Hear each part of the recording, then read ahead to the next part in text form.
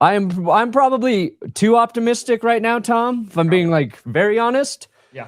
For the situation, for the knowing I was going to try and convince myself Stiddy can come in and upset New England, to the point where I'm at now is I'm going to be upset if he doesn't.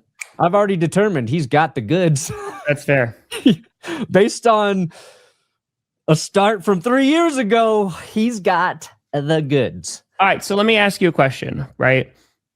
Obviously, the Broncos win. There's excitement because, oh, God, we're going to the Super Bowl. Yes, right? yes, You know it's without Bo Nix, which definitely does temper some expectations, right? Mm-hmm.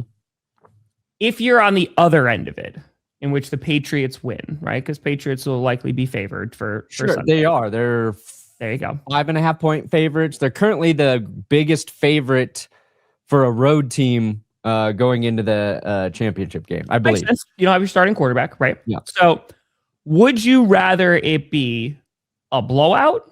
Like it's just like they just pull away and they just beat you? Or if it's a close game that you wind up losing, is it going to be like, oh, God, if we had Bo Nix, we would have won this game? That kind of loss will hurt a little more in the moment, but I'll take a close game. That's fair. And I think like it's not even just validation like for Bo Nix, but for this entire Broncos team, that the reason the Broncos are in this game is not singularly because of Bo Nix. It's because this team has showed up, and any given week, it's been a different player. It's been a different side of the ball. It's been a different reason they've won games. Second half of the season, I think we really watched Bo Nix get to where we thought he was going to be. I thought he covered up a lot of deficiencies well for the offense at times, specifically the run game after Dobbins went down. But even that in the run game, and that's not even a critique on Jaleel McLaughlin or RJ Harvey, because you saw against Buffalo, you get RJ Harvey in space. You just got to give that man a little bit of room. Sure. And he breaks his first tackle almost every time and turns nothing into something.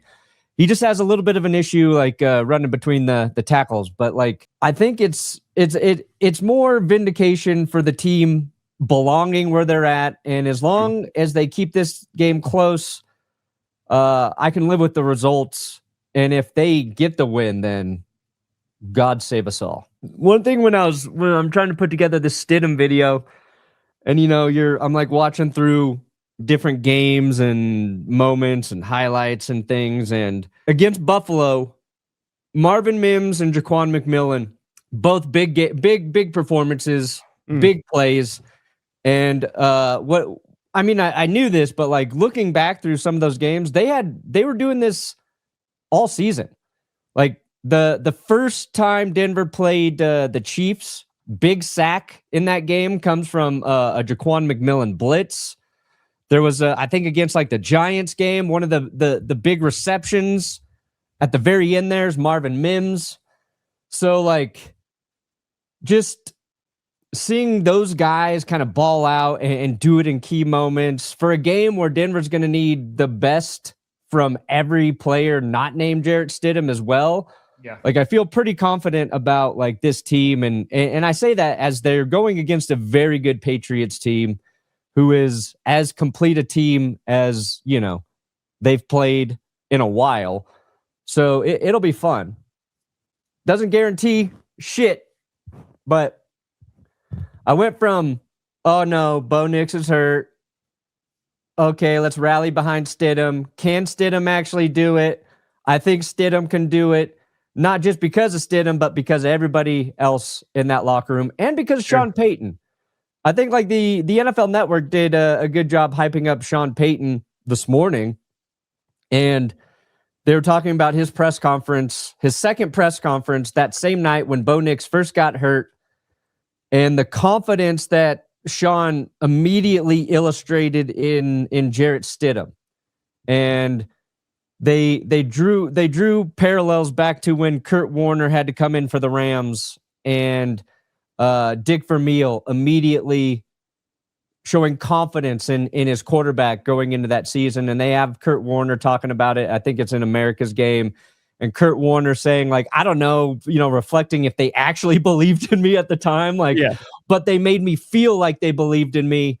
and that helped. And it's just 1 week, they have for Stidham, but I think like the transition from the shock of Bo going down to, all right, it's Stidham time, when your head coach believes in you that way, and then based on every interview or soundbite you have about Stidham, it's about his confidence, from like Max Crosby to Josh McDaniels to like all these guys talking about, yeah, he is a cocky, confident guy. Devin McCourty talking about it when he's running the scout team for the Patriots.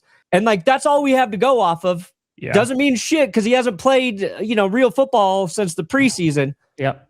But is like, in terms of like all the little intangible things that you could hope to have, like it's there.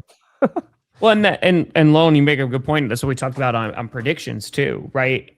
It's just like when Micah Parsons goes down, if this team is going to make it to the big game, they're going to have to do it in a different way. For Denver, a big sense of their identity all season has been through their defense, right? That is how they have won football games.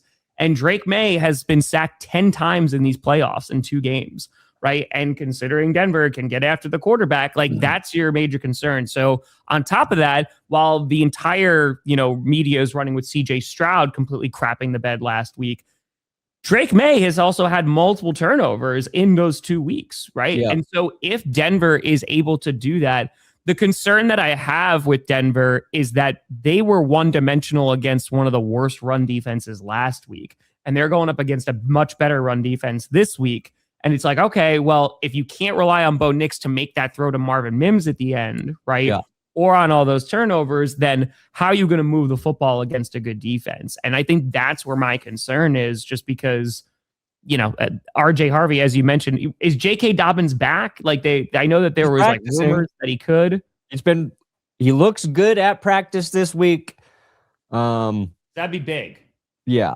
I don't know if he's going to play yet. We should know today, right?